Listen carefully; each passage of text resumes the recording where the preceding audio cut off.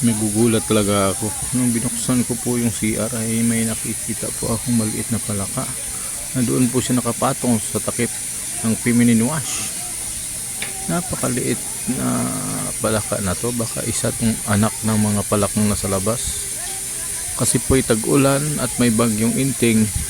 Siguro itong palaka na to ay humanap ng matataguan. Dahil baka akala ay babaha na sa labas. Kaya dito siya nagtago sa loob ng CR. At dito siya nakapatong sa ibabaw ng feminine wash. Napakaliit, napaka-cute. Ayan o. Ayaw talaga tumalon. Ayaw gumalaw. Yan. O ayaw ta. Humawak na siya sa takip. Para hindi siya mahulog. Yan. Pusa kong nilapag. Para hindi siya mahulog. Yan o. Hawak na hawak talaga siya o parang hindi mahulog. Ayaw na, gumalaw na siya. Yan na, napansin na niya na medyo nag-shaking ng ano niya. Yun